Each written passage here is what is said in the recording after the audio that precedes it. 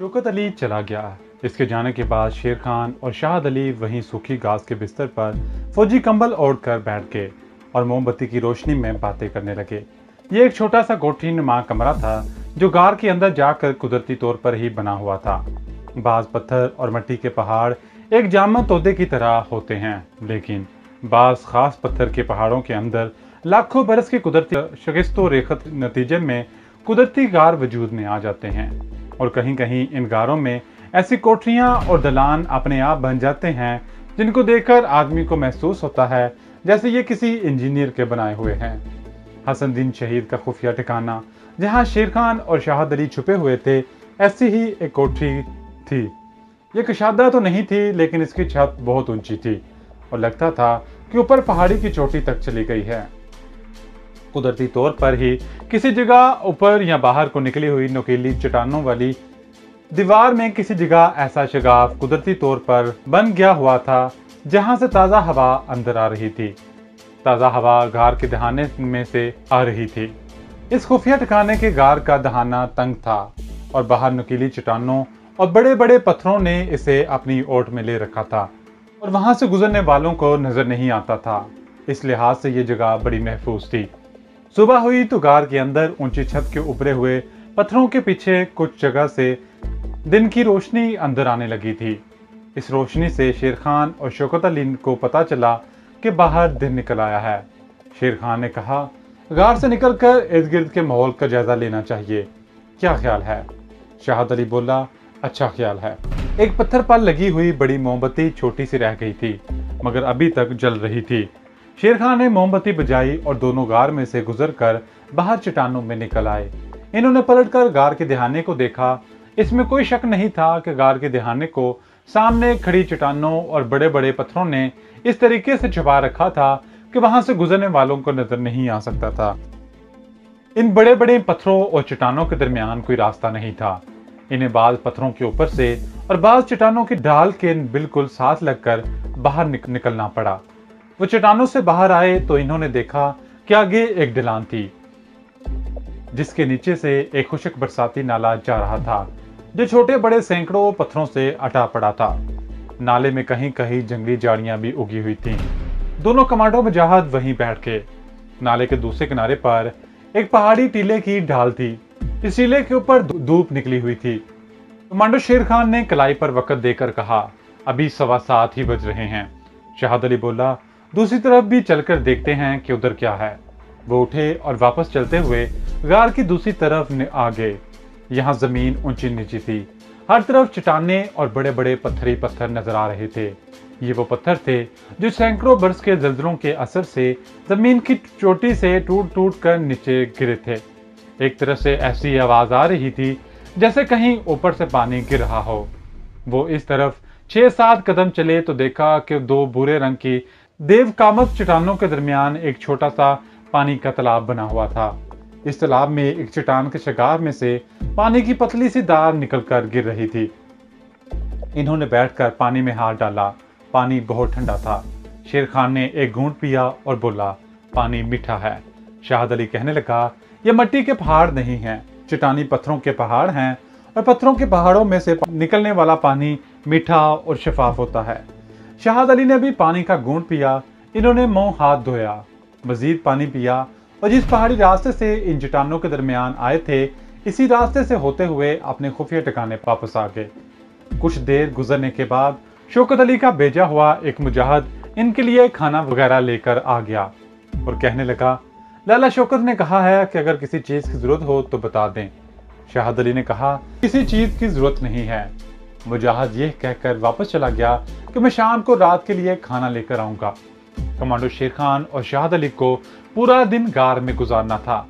इस किस्म की मुशक्कत से वो कभी बोर नहीं हुए थे और ना दिल बर्दाश्त हुआ था। इन बातों का सवाल ही पैदा नहीं होता था। वो एक तरह से मैदान जिहाद में थे और जिहाद की बरकत से अल्लाह ताला ने उनके लिए हर सख्ती और मुशक्कत को आसान कर दिया था। शाम के वक्त वही मुजाहिद खाना लेकर आया तो उसने बताया कि लाला शौकत आज रात किसी वक्त आएंगे। मुजाहिद चला गया। शाहद अली ने शेर खान से कहा, लगता है शौकत अली ने उधमपुर जेल में मुलाजिम अपने आदमी से बात कर ली है। शेर खान ने कहा, ये तो शौकत अली के आने के बाद ही मालूम होगा कि असल सूरत हाल क्या है। रात को 10 बजे के बाद शौकत अली भी आ गया। पहाड़ी कोठरी में मोमबत्ती जल रही थी। शौकत अली इनके पास घास के बिस्तर पर बैठ गया। वो कुछ खामोश खामोश था। शेर खान ने कहा, शौकत भाई, अपने आदमी से कोई बात हुई है? शौकत अली बोला, वो राजी नहीं हुआ। चंद सेकंड के लिए कोठरी में खामोशी छा गई। शाहद अली ने पूछा, राजी ना होने के इस आदमी ने क्या वजह बताई है? शौकत अली कहने लगा, वही जो मैं तुम्हें पहले बता चुका हूँ। इसके दिल में भारतीय काबिज फौज के खिलाफ जज्बा इंतकाम की आग जरूर सलग रही है, मगर वो पोते पोतियों वाला है। वो उम्र के आखिरी हिस्से में है। वो कहता है, मैं ऐसा खतरा मोल नहीं लेना चाहता जो मेरे खानदान और इसके मुस्तकबिल को तबाह कर दे। वो रो पड़ा था और मेरे आगे हाथ जोड़कर कहने लगा, शौकत अली, इस बूढ़े को माफ कर देना। ख्वाजा असदुल्ला को कैदोबंद की सोबतें बर्दाश्त करते देखकर मेरा दिल भी खून के आंसू रोता है, मगर मैं मजबूर हूँ। तुम नहीं जानते, लेकिन मैं यहाँ के हालात जानता हूँ। मैंने तुम्हारी मदद के लिए कोई भी कदम उठाया तो यहाँ की CID को फौरन पता चल जाएगा। भारतीय दरिंदे मेरे खानदान के किसी एक फर्द को भी जिंदा नहीं छोड़ेंगे। इतनी बात सुनाने के बाद शौकत अली खामोश रह गया। शेर खान और मुजाहिद शाहद अली क्या कह सकते थे, वो भी खामोश रहे। फिर शौकत अली कहने लगा, लेकिन वो खुफिया तौर पर हमें जेल के बारे में तमाम जरूरी मालूमात फराहम करने पर तैयार है। क्या वो यहाँ आ जाएगा? शेर खान ने पूछा। शौकत अली ने नफी में सर हिलाते हुए कहा, वो किसी खुफिया जगह पर जाने से भी घबराता है। वो कहता है, जब से कश्मीरी लीडर को जेल में लाया गया है, सारे शहर में और ख़ास तौर पर जेल के आसपास इंटेलिजेंस का खतरनाक जाल बिछा दिया गया है। मुझे इसके घर जाना होगा। शाहद अली कहने लगा, ठीक है, फिर तुम ऐसा करो, इससे जेल के अंदर का पूरा नक्शा मालूम कर लो। और ये भी हमें इल्म होना चाहिए कि ख्वाजा साहब की काल कोठरी के बाहर गार्ड संतरियों की क्या पोजीशन है, गार्ड किस वक्त बदलती है, और ख्वाजा साहब को टहलवाने के लिए जब कोठरी से निकाला जाता है इन्हें किस तरफ ले जाया जाता है, और कितने सिपाही इनके आसपास होते हैं। शौकत अली ने कहा, इसने यह भी हमें बताया कि अगरचा ये सिविलियन जेल ने, लेकिन ख्वाजा साहब की सिक्योरिटी का इंतजाम फौज के हाथ में है, और कोठरी के बाहर भी डोगरा फौजी पहरा देते हैं। बहरहाल दूसरी तमाम मतलूबा मालूमात इससे फराहम करके ले आऊँगा। शौकत अली इसके कुछ देर बाद वापस चला गया। अगले दिन रात को आया तो इसके पास एक मोटा तय किया हुआ कागज था।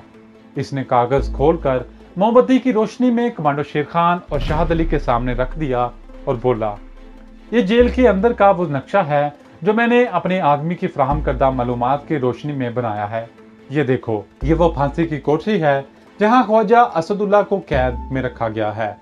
इस कोठरी के इर्द गिर्द खारदार तारों की 4 दीवारी बना दी गई है, जिसमें रात को बिजली छोड़ दी जाती है।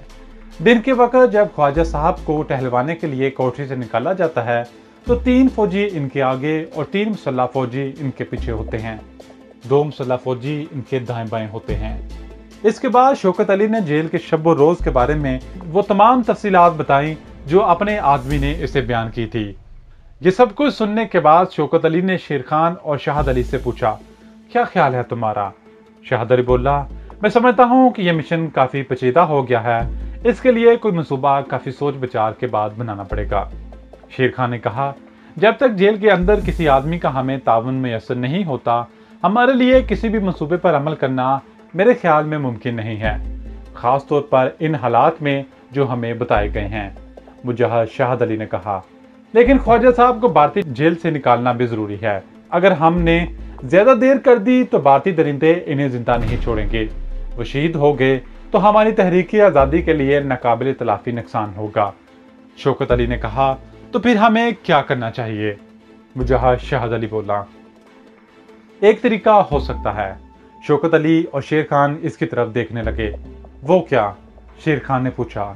शाहद अली कहने लगा, क्यों ना हम किसी भारतीय लीडर को अगवा करके इसे यरगमाल बना लें। इसके एवज ख्वाजा साहब की रिहाई का मामला हल हो सकता है।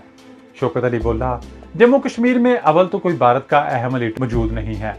ले दे के मकबूजा कश्मीर का कुठपुतली वजीर आजम फरूक अब्दुल्ला ही एक अहम शख्सियत है। इसको अगवा कर भी लिया तो भारतीय हुकूमत इसके एवज कभी ख्वाजा साहब को रिहा नहीं करेगी। तीनों मुजाहिद सोच में पड़ गए।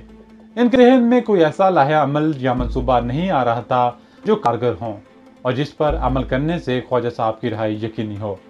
अचानक शेर खान ने कहा, इससे तो बेहतर यही है कि हम भारत का कोई मुसाफिर बरदार त्यारा अगवा कर लेते हैं।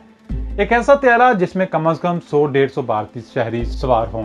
इनकी जिंदगी और मौत का मसला दरपेश हो तो हुकूमत हमारे मुतालबे के आगे घुटने टेकने पर मजबूर हो जाएगी। भारतीय हुकूमत अपने 100-150 शहरियों की जिंदगी को, जिनमें औरतें और बच्चे भी शामिल हों, दांव पर नहीं लगा सकती। इस तजवीज़ का सुनते ही एक सन्नाटा सा तारी हो गया। शौकत अली ने कहा, मैं इस तजवीज़ की हमायत करता हूँ। अगर हम इंडियन एयरलाइंस का कोई बोइंग मुसाफिर बरदार त्यारा अगवा करने में कामयाब हो जाते हैं तो ख्वाजा साहब को भारतीय हुकूमत अपने आप रिहा करने पर मजबूर हो जाएगी। इसके अलावा भारतीय हुकूमत पर अखबार और मुसाफिरों के अजीज़ों और रिश्तेदारों का भी शदीद दबाव होगा। भारतीय हुकूमत इस शदीद दबाव के आगे ज़्यादा देर नहीं ठहर सकेगी। मुजाहिद शाहिद अली कहने लगा, इसमें सबसे बड़ा और मुश्किल मरहला ये है कि हम त्यारे में असला समेत कैसे दाखिल होंगे। बोइंग त्यारे भारत के बड़े शहरों से प्रवास करते हैं और वहाँ सिक्योरिटी का जो ज़बरदस्त इंतजाम होता है, इससे तुम लोग भी बखूबी वाकिफ हो। शौकत अली ने कहा, सबसे पहले तो हमें यह तय करना होगा कि हम किस शहर से त्यारे को हाईजैक करेंगे। इसके बाद सोचेंगे कि वहाँ की सिक्योरिटी से कैसे निपटा जा सकता है। आजकल इंडियन एयरलाइंस के बोइंग त्यारे भी अंदरूने मुल्क प्रवास करते हैं और मुल्क के एक कोने से दूसरे कोने तक प्रवास करने वाले त्यारे होते हैं।